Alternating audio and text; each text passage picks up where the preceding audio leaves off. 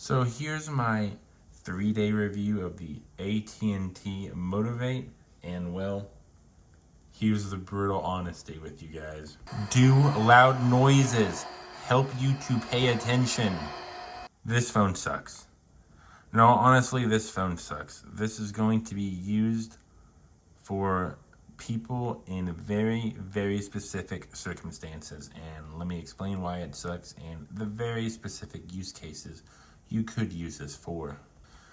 For starters, this is a very slow phone. Opening up apps, it's just slow. And, that's okay.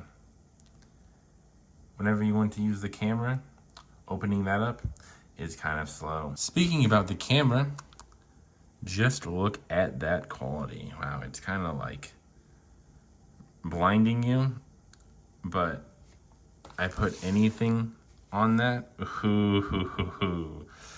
I think it's like maybe 8 megapixels for the rear camera. Not very good at all. The second bad thing about this device is it does have a lot of bloatware. I did not even change this much from the initial download. I only downloaded Subway Surfers, Johnny Sugar, and Bridge Money to prove a point when it comes to some people that I know on Discord. You paying attention now? Hey, I need that watch time up. You listening? Also, this phone is locked by AT&T. And locked phones aren't very good. And I do not think you could even unlock this phone if you really wanted to. It is permanently stuck to AT&T. Alright, so let's talk about the use cases on this device. There are very few use cases for this device, and I'll talk about them right now. The first one being this is an ad machine. If you're going to make money watching ads off of various websites and apps, this is the device you can use.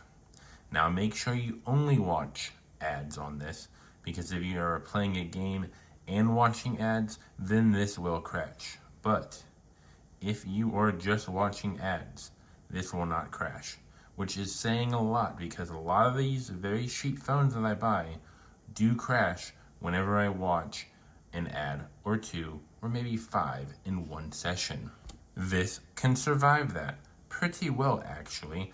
I've watched probably about 50 ads on here in one sitting, and I only got about maybe 1 error, which is very, very rare to see on a phone that I got for a very, very inexpensive amount.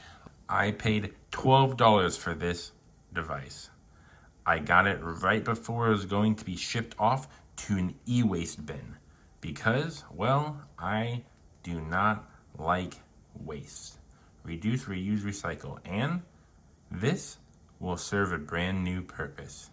And I'll tell you the brand new purpose this device has in the very, very specific use cases you could use this device for. The first one being, this has a very big phone screen, so you could use it for like a notepad or something like that.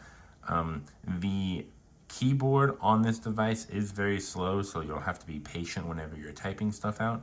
But I mean, hey, if you're writing a book, maybe you're taking notes for an online class, or maybe you're taking notes from an educated YouTube video, I mean, there you go. You have a pretty good device right here. Another very, very specific use case for this device would be for people like me. Let me explain. I make content on devices that are very similar to this device. So that is one big grand purpose that these devices sell. But if you're not like me, who's going to make content off of these devices, then, well, I have to say, this is not the phone for you. After 3 days of using this on social media, playing video games, and using the camera, didn't use the camera that much. But other than that, I have to say, I'm very, very disappointed with this device. It was 12 bucks, so I'm not really that mad. That's why I'm just disappointed. I mean, look, listen, this thing right here, yes, this phone that is very similar to the A02s was only $12. You think I'm going to have the highest expectations with a $12 device and get mad with it? No, I'm just disappointed that I didn't have a better use case for this. I swear I should have a way better use case for this phone. And sorry for all of the weird glue marks. For some reason, this came with 4 or 5 stickers attached to it. So I had to use petroleum jelly and sake to remove all of this crap.